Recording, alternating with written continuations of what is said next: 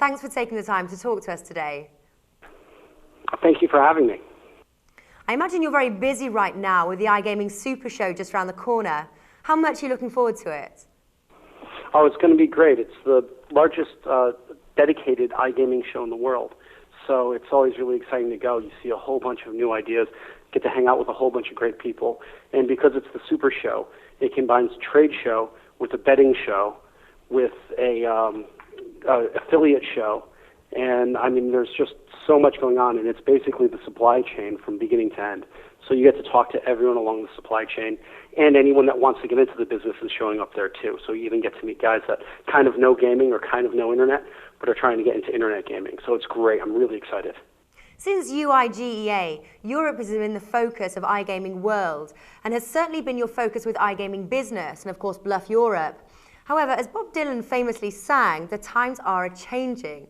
How would you assess the current climate in Europe today, with EU-wide legislation seemingly being challenged by national law and licensing? Well, it looks like what's happening is there are going to be a lot of national licensing schemes launched throughout various countries across Europe, and there certainly have been already. Italy, Spain, the UK, France. So you know the major countries have done it, and a lot of the smaller countries have already issued licensing as well. However, what we're expecting to happen is for there to be some type of influence from Brussels and from the European Union coming across, saying, listen, we need to harmonize some of this.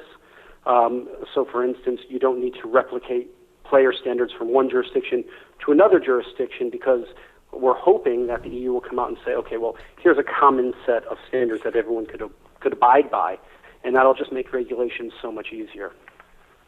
Would an EU-wide license be something you would welcome for the industry? I think an EU license would be fantastic, but I don't know if that's going to happen. According to a lot of the lawyers that write for us in iGaming Business and iGaming Business North America, that's certainly what should have happened, with certain principles of the EU being abided by. However, it seems that we've gone beyond that, and somehow, as per usual, gaming is a different type of business according to policymakers than everything else in the world, and therefore it gets treated as some kind of separate subset that obeys new sets of rules. So although in principle we should be allowed to supply the free goods of services from one country into another, it seems like everyone's decided that, okay, we could live with national licensing provided there's some kind of oversee from Brussels and from the EU that kind of gives us a minimum standards and a level playing field. And how would you see the problem of tax being resolved? Could costs ultimately be passed on to punters in the form of depositing or withdrawal fees? Well, it seems like the tax principle is now moving toward a tax on the consumer's location rather than the provider's location. So we've seen iGaming companies deal with this, so technically it's not a big problem. However, you're absolutely right. A disadvantaged or disadvantageous tax regime for the operator is generally passed down. It has to be passed down to the players in less value. So where iGaming companies are actually really in the business of selling entertainment, and that includes, you know, excitement and time you can play online and other things that build the entertainment package, there's just less value. So, for instance, you'll get less bonuses, so you won't be able to play online for free for as long if you're the punter. So, yes, unfortunately, the punter is the one that's going to pay this tax. So it's not going to be resolved anytime soon, because governments are looking at this as a very useful way to fill its coffers. However, in the long run, Ernst & Young has reported that actually lower tax regimes will ultimately result in more profit for each government. So over time, I would see the market forces coming into play, and governments that are charging slightly less tax seeing a lot more iGaming growth and revenue into their coffers, and I suppose over time everyone else will follow suit. What impact could we see in countries like Malta and Gibraltar, who have a large economic stake in maintaining their advantage as offshore jurisdictions, if an EU-wide license was implemented? Well, you could still see corporate offices in places like Malta and Gibraltar. Ultimately, a lot of countries will allow you to host outside of their country, and Malta and Gibraltar already have great iGaming hosting facilities, knowledgeable staff. a knowledgeable population for servicing the iGaming industry. So you could still see corporate headquarters there, and you could still possibly see some hosting there. However, to operate from one of those jurisdictions in the rest of Europe will become increasingly difficult unless you also have licenses in each country you're operating into. Would you advise EU operators to begin the process of license application in individual EU countries?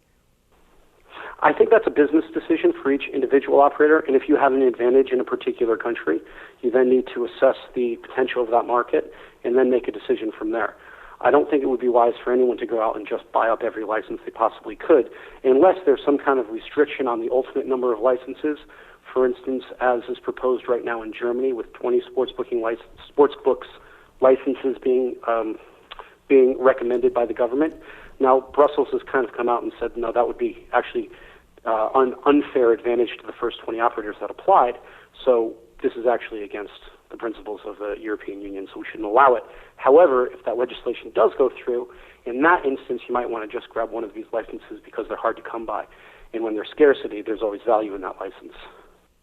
I interviewed Victor Chander last week, and he said that the French license model, for example, is unworkable and almost impossible to make a profit from, due to high taxes being one of the main reasons. Now, what are your views on this? There's two problems with the French model, really. Yes, the tax is too high. Secondly, there's a maximum payout to the player, and somehow the French government decided that by imposing a maximum payout to players, they would be offering some kind of player protection. I don't see how that logic would ever make sense. I don't see how those words should ever even come together. I could see a situation where the tax authorities said, well, let's keep margins high because we'll make more tax. And I think in that instance, we've seen very clearly that keeping taxes high and keeping margins high certainly does not result in more tax. It results in more people not playing on their locally licensed sites and going to sites from other countries supplying into France. So it has the opposite effect of what they were trying to achieve.